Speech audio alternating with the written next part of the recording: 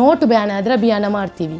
ಮಹಿಳೆಯರ ಮೇಲೆ ದೌರ್ಜನ್ಯ ಆದರೆ ಅಭಿಯಾನ ಮಾಡಬೇಕು. ನಮಗೂ ನಾವೇ ಕೇಳ್ಕೊಳ್ಬೇಕು, ನಾವೇ ಸರ್ಕಾರವನ್ನು ಪ್ರಶ್ನಿಸಬೇಕು, ಕಾನೂನಿನಲ್ಲಿರುವ ಅವಕಾಶಗಳನ್ನು ನಾವು ಬಳಸ್ಕೊಳ್ಬೇಕು. ಈ ಪ್ರಕರಣವನ್ನಾದರೂ ಗಂಭೀರವಾಗಿ ಪರಿಗಣಿಸಿ ಆ ಕುಟುಂಬಕ್ಕೆ ನ್ಯಾಯ ಕೊಡುವುದರ ಜೊತೆಗೆ ಅನ್ಯಾಯವಾಗುತ್ತಿರುವ ಎಲ್ಲ ಮಹಿಳೆಯರಿಗೂ ಅವರ ದೌರ್ಜನ್ಯಕ್ಕೂ ಒಂದು ಪರಿಹಾರವನ್ನು ಒದಗಿಸಿ ಕಾನೂನಿನಲ್ಲಿ ಅವರಿಗೆ ಏನೇನು ಶಿಕ್ಷೆ ಆಗಬೇಕು ಅದನ್ನು ಕೊಡಿಸಿ ಸ್ವತಂತ್ರವಾಗಿ ಯಾವುದೇ ಭಯ ಏನೂ ಅಂಜಿಕೆ ಇಲ್ಲದೆ ಮಹಿಳೆಯು ಪುರುಷರಷ್ಟೇ ಸಮಾನವಾಗಿ ಜೀವಿಸಲಿಕ್ಕೆ ಒಂದು ಅವಕಾಶ ಮಾಡಿಕೊಡಿ. ನಿನ್ನೆಯಿಂದ ಸೋಷಿಯಲ್ ಮೀಡಿಯಾದಲ್ಲಿ ಒಂದು ವಿಷಯ ಭಾರಿ ಚರ್ಚೆಗೊಳಗಾಗ್ತಾ ಇದೆ. ದಕ್ಷಿಣ ಕನ್ನಡ ಜಿಲ್ಲೆಯ ಬಂಟ್ವಾಳ ತಾಲೂಕಿನ BC ರೋಡ್ನಲ್ಲಿ ಕಕ್ಕೆಪದವು ನಿವಾಸಿ ಲಾವಣ್ಯನ ಕೊಲೆ ಪ್ರಕರಣ. ಒಂದು ಹಳ್ಳಿ ಹುಡುಗಿ ಕೆಲಸ ಮುಗಿಸ್ಕೊಂಡು ಮನೆಗೆ ಬರೋ ಸಂದರ್ಭದಲ್ಲಿ ಹಾಡು ಹಗಲೇ, ಅದು BC ರೋಡು ಅನ್ನೋ ಜನನಿಬಿಡ ಪ್ರದೇಶದಲ್ಲಿ ಅವಳನ್ನು ಬರ್ಬರವಾಗಿ ಹತ್ಯೆ ಮಾಡ್ತಾರೆ. ಅದರ ನಂತರ ಅವಳನ್ನು ಹತ್ಯೆ ಆದ ನಂತರ ಅವಳನ್ನು ಹಾಸ್ಪಿಟಲ್ಗೆ ಕರ್ಕೊಂಡು ಹೋಗ್ತಾರೆ. ಅವಳ ಜೀವ ಉಳಿಯುವುದಿಲ್ಲ. ಈ ವಿಷಯವಾಗಿ ಎಲ್ಲ ಕಡೆ ಪರ ವಿರೋಧ ಚರ್ಚೆ ಆಗ್ತಾ ಉಂಟು. ಅದರಲ್ಲಿ ಕೆಲವರು ರಾಜಕಾರಣ ಮಾಡ್ತಿದ್ದಾರೆ, ಇನ್ನು ಕೆಲವರು ಅದನ್ನು ತಮಗೆ ಬೇಕಾದ ರೀತಿಯಲ್ಲೇ ಬಳಸ್ಕೊಳ್ತಾ ಇದ್ದಾರೆ. ನಾವಿಲ್ಲಿ ಲಾವಣ್ಯನ ವಿಷಯ ತೆಗೆಯುವುದಕ್ಕಿಂತ ಮುಂಚೆ ಇನ್ನೊಂದು ವಿಚಾರ ನಿಮ್ಮ ಹತ್ರ ನಾನು ಹೇಳ್ಕೊಳ್ಬೇಕು. 10 ದಿವಸಕ್ಕಿಂತ ಮುಂಚೆ ಅಂದರೆ ಜೂನ್ 6 ಮೋಂತಿಮಾರು ಪಡಪು ಬಸ್ ಸ್ಟ್ಯಾಂಡಲ್ಲಿ ಒಬ್ಬಳು ಮುಸ್ಲಿಂ ಯುವತಿ ಬಸ್ಸಿಗಾಗಿ ಕಾಯುತ್ತಾ ಇರುವ ಸಂದರ್ಭದಲ್ಲಿ ಸ್ಥಳೀಯ ನಿವಾಸಿ ಅವಳ ಮೇಲೆ ಮಾರಕಾಸ್ತ್ರ ಪ್ರಯೋಗ ಮಾಡಿ ಕೊಲೆ ಪ್ರಯತ್ನ ಮಾಡ್ತಾನೆ. ಅವಳು ಜೀವಂತವಾಗಿ ಇದ್ದಾಳೆ, ಅವಳ ಜೀವಕ್ಕೇನು ಅಪಾಯ ಆಗಲಿಲ್ಲ. ಅದೇ ಪ್ರಕಾರ ಒಂದು 2-3 ದಿವಸಕ್ಕಿಂತ ಮುಂಚೆ ಸಾಗರ್ ಟೆಕ್ಸ್ಟೈಲ್ ಅಲ್ಲಿ ಡ್ರೆಸ್ ತಗೊಳ್ಳಿಕ್ಕೆ ಹೋದಂಥ ಮಹಿಳೆಗೆ ಏಕವಚನದಲ್ಲಿ, ಅದು ಅವ್ಯಾಚ ಶಬ್ದಗಳನ್ನು ಬಳಸಿಕೊಂಡು ಅವಳನ್ನು ಎಲ್ಲ ಗಂಡಸರ ಎದುರಿಗೆ ಕೀಳು ಮಟ್ಟದಲ್ಲಿ ನಡೆಸ್ಕೊಳ್ತಾ ಇದ್ದಾರೆ. ಅವಳು ಖರೀದಿ ಮಾಡಿದಂಥ ಬಟ್ಟೆಯನ್ನು ಅವಳಿಗೆ ಕೊಡದೆ ವಾಪಸ್ಸಾಗಿ ಆ ಬಟ್ಟೆಯನ್ನು ತೆಗೆದುಕೊಂಡು, ನಾನು ಕೇಳುವುದು, ಇಲ್ಲಿ ನಾವು ಲಾವಣ್ಯ ಕೊಲೆ ಆಯಿತು, ಅಲ್ಲಿ ಒಂದು ಮೋಂತಿಮಾರು ಪಡಪಿನಲ್ಲಿ ಒಂದು ಮಹಿಳೆಯ ಮೇಲೆ ಕೊಲೆ ಪ್ರಯತ್ನ ಆಗಿದೆ, ಇಲ್ಲಿ ಮಹಿಳೆಗೆ ಅನ್ಯಾಯ ಆಗಿದೆ. ಎಲ್ಲ ಕಡೆ ಮಹಿಳೆಗೆ ಮಾತ್ರ ಅನ್ಯಾಯ ಆಗ್ತಾ ಉಂಟು. ದಕ್ಷಿಣ ಕನ್ನಡ ಜಿಲ್ಲೆ ಭಾರಿ ಬುದ್ಧಿವಂತರ ಜಿಲ್ಲೆ. ದಕ್ಷಿಣ ಕನ್ನಡ ಜಿಲ್ಲೆಯಲ್ಲಿ ಬುದ್ಧಿವಂತರು ಮಾತ್ರ ಇರೋದು. ಹೌದು, ಬುದ್ಧಿವಂತರು ಮಾತ್ರ ಇಲ್ಲಿ ಇರೋದು. ಒಂದು ಟೈಮಲ್ಲಿ ಕೋಮು ಗಲಭೆಗೆ ಮಾತ್ರ ಸಾಕ್ಷಿಯಾಗಿತ್ತು. ಏನು, ದಕ್ಷಿಣ ಕನ್ನಡ ಅಂದ ತಕ್ಷಣ ಕೋಮು ಗಲಭೆ ಅಂತ ಗೊತ್ತಿತ್ತು.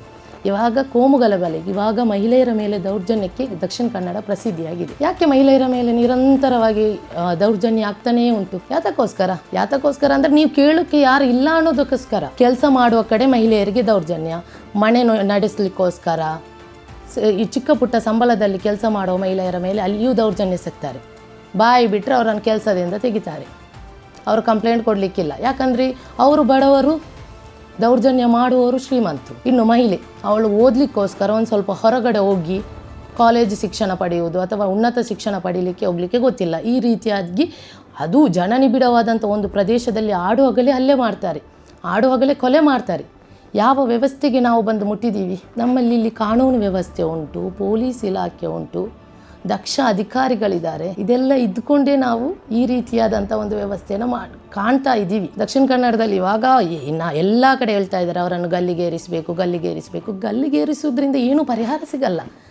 ಯಾಕಂದರೆ ಇವತ್ತು ಲಾವಣ್ಯನ್ಗಾದ ಪರಿಸ್ಥಿತಿ ನಾಳೆ ಇನ್ನೊಂದು ಹುಡುಗಿಗೆ. 10 ದಿವಸದ ಗ್ಯಾಪಲ್ಲಿ ದಕ್ಷಿಣ ಕನ್ನಡದಲ್ಲಿ 2 ಕೊಲೆ ನಡೆಯುತ್ತೆ. ಒಂದು ಕೊಲೆ ಪ್ರಯತ್ನ ನಡೆಯುತ್ತೆ, ಒಂದು ಕೊಲೆ ಏನೇ ಆಗುತ್ತೆ. ನಾವು ಅವಾಗ ಮೋಂತಿಮಾರು ಪಡಪಿನಲ್ಲಿ ಏನಾದರೂ ಅವರ ವಿರುದ್ಧ ಅಭಿಯಾನನೋ ಏನಾದರೂ ಮಹಿಳೆಯ ದೌರ್ಜನ್ಯದ ವಿರುದ್ಧ ಕಠಿಣವಾದ ಕ್ರಮ ತೆಗೆದುಕೊಂಡಿದ್ರೆ ಲಾವಣ್ಯನ ದೌರ್ಜನ್ಯ ಆಗ್ತಾನೆ ಇರಲಿಲ್ಲ. ಇಲ್ಲಿ ನಾವು ನೋಡಬೇಕಿರೋದು ಅವರನ್ನು ಗಲ್ಲಿಗೇರಿಸುವುದಲ್ಲ ಪರಿಹಾರ. ಯಾತಕ್ಕೋಸ್ಕರ ಮಹಿಳೆಯರ ಮೇಲೆ ದೌರ್ಜನ್ಯ ಆಗುತ್ತಿದೆ, ಅದನ್ನು ಹೇಗೆ ತಡೆಗಟ್ಟಬೇಕು ಅಂತ ನಾನು ಸರ್ಕಾರದ ಜೊತೆ ಒಂದು ಮನವಿ ಮಾಡ್ಕೊಳ್ತಾ ಇದ್ದೀನಿ. ಗೃಹ ಇಲಾಖೆ ಇದನ್ನು ಗಂಭೀರವಾಗಿ ಈ ಪ್ರಕರಣವನ್ನು ಪರಿಗಣಿಸಬೇಕು. ಇನ್ನು ಮುಂದೆ ಎಲ್ಲಿಯೂ ದಕ್ಷಿಣ ಕನ್ನಡಕ್ಕೆ ಇವಾಗ ಫಸ್ಟಾಗಿ ನಾವು ಹೇಳ್ತಿದ್ದೀವಿ, ಕರ್ನಾಟಕದಲ್ಲಿ ಯಾವ ಕಡೆನೂ ಮಹಿಳೆಯರ ಮೇಲೆ ದೌರ್ಜನ್ಯ ಆಗಲೇಬಾರ್ದು.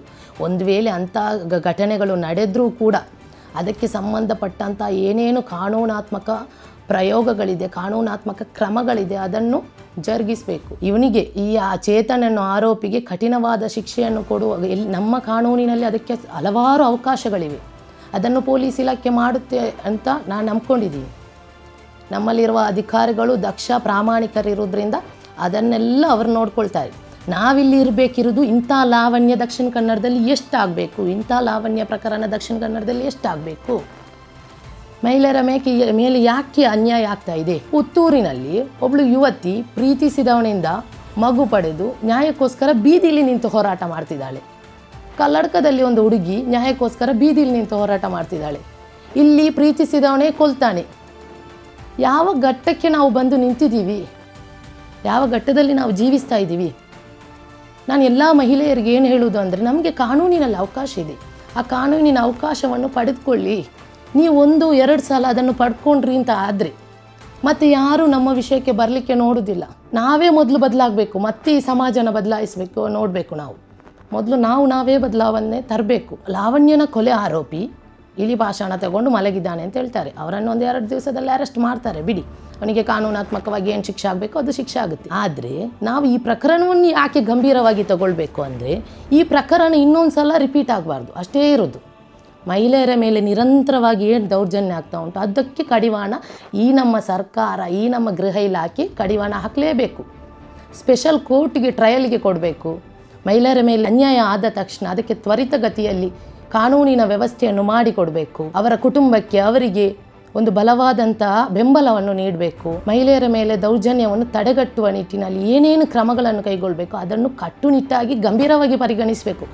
ಆಯ್ತಲ್ಲ ಹೋಯ್ತಲ್ಲ ಅಂತ ಹೇಳಿ ಆಗೋದಿಲ್ಲ. ಮಾನ್ಯ ಸರ್ಕಾರದ ಜೊತೆನೂ ಗೃಹ ಸಚಿವರ ಜೊತೆನೂ ನಾನು ಅಷ್ಟನ್ನೇ ಮನವಿ ಮಾಡ್ಕೊಳ್ಳಿರೋದು, ಈ ಪ್ರಕರಣವನ್ನಾದರೂ ಗಂಭೀರವಾಗಿ ಪರಿಗಣಿಸಿ ಆ ಕುಟುಂಬಕ್ಕೆ ನ್ಯಾಯ ಕೊಡುವುದರ ಜೊತೆಗೆ ಅನ್ಯಾಯವಾಗುತ್ತಿರುವ ಎಲ್ಲ ಮಹಿಳೆಯರಿಗೂ ಅವರ ದೌರ್ಜನ್ಯಕ್ಕೂ ಒಂದು ಪರಿಹಾರವನ್ನು ಒದಗಿಸಿ ಕಾನೂನಿನಲ್ಲಿ ಅವರಿಗೆ ಏನೇನು ಶಿಕ್ಷೆ ಆಗಬೇಕು ಅದನ್ನು ಕೊಡಿಸಿ ಸ್ವತಂತ್ರವಾಗಿ ಯಾವುದೇ ಭಯ ಏನೂ ಅಂಜಿಕೆ ಇಲ್ಲದೆ ಮಹಿಳೆಯು ಪುರುಷರಷ್ಟೇ ಸಮಾನವಾಗಿ ಜೀವಿಸಲಿಕ್ಕೆ ಒಂದು ಅವಕಾಶ ಮಾಡಿಕೊಡಿ. ಎಲ್ಲ ಉದ್ಯೋಗ ಪರಿಸ್ಥಿತಿಯಲ್ಲೂ ಮಹಿಳೆಗೆ ಅನ್ಯಾಯ. ಅವಳು ಹೆಚ್ಚು ಓದದಿರಲಿ ಮಹಿಳೆಗೆ ಅನ್ಯಾಯ. ಅವರಿಗಿಂತ ಹೆಚ್ಚಿನ ಸ್ಥಾನದಲ್ಲಿರುವಂತಹ ಬಾಸ್ಗಳಿಂದ ಅನ್ಯಾಯ ಆಗ್ತಾ ಇದೆ. ಅವಳು ಕೆಲಸಕ್ಕಿರುವಂತಹ ಯಜಮಾನರಿಂದ ಅನ್ಯಾಯ ಆಗ್ತಾ ಇದೆ. ಪ್ರೀತಿಸಿದವನಿಂದ ಅನ್ಯಾಯ ಆಗ್ತಾ ಇದೆ. ಎಲ್ಲ ಕಡೆ ಮಹಿಳೆಗೆ ಅನ್ಯಾಯ ಆಗ್ತಿದೆ. ಅದರ ಬಗ್ಗೆ ಒಂದು ಚಿಂತನೆ ಮಾಡಿ ಅದಕ್ಕೇನಾಗಬೇಕು ಅದಕ್ಕೆ ಪರಿಹಾರವನ್ನು ತನ್ನಿ. ನೀವೇ ರಾಜಕಾರಣ ಮಾಡಿ ಇದನ್ನು ಒಂದು ಸ್ವಲ್ಪ ಇದಕ್ಕೆ ತುಪ್ಪ ಸುರಿದು ಅದನ್ನು ಇಷ್ಟು ದೊಡ್ಡದು ಮಾಡಿ ಅದರಿಂದ ಏನೂ ಪ್ರಯೋಜನ ಇಲ್ಲ. ಇವತ್ತು ಲಾವಣ್ಯ, ನಾಳೆ ನಮಗೆ, ಇಲ್ಲ ಅಂದರೆ ನಿಮ್ಮ ಮಕ್ಕಳಿಗೆ, ನಾಳೆ ನಿಮ್ಮದೇ ಯಾರೋ ಅಕ್ಕ ತಂಗಿ, ಇಲ್ಲ ಅಂದರೆ ನಿಮ್ಮದೇ ಯಾರೋ ಸಹೋದರಿಯರಿಗೂ ಇದೇ ಪರಿಸ್ಥಿತಿ ಬರ್ಬೋದು. ಈ ನಿಟ್ಟಿನಲ್ಲಿ ನಾನು ನಿಮ್ಮನ್ನು ಒಂದೇ ಒಂದು ವಿಷಯದಲ್ಲಿ ಕೇಳ್ಕೊಳ್ಳೋದೇನೆಂದರೆ, ಈ ದೌರ್ಜನ್ಯಕ್ಕೆ ಕಡಿವಾಣ ಹಾಕಬೇಕು ಅಂದರೆ ನಾವೆಲ್ಲರೂ ಒಟ್ಟಿಗೆ ಆಗಬೇಕು. ಮಹಿಳೆಯರ ನಾವಿಲ್ಲಿ ಗ್ಯಾಸ್ ಬೆಲೆ ಏರಿಕೆ ಆದರೆ ಅಭಿಯಾನ ಮಾಡ್ತೀವಿ, ನೋಟು ಬ್ಯಾನ್ ಆದರೆ ಅಭಿಯಾನ ಮಾಡ್ತೀವಿ. ಮಹಿಳೆಯರ ಮೇಲೆ ದೌರ್ಜನ್ಯ ಆದರೆ ಅಭಿಯಾನ ಮಾಡಬೇಕು. ನಮಗೂ ನಾವೇ ಕೇಳ್ಕೊಳ್ಬೇಕು, ನಾವೇ ಸರ್ಕಾರವನ್ನು ಪ್ರಶ್ನಿಸಬೇಕು.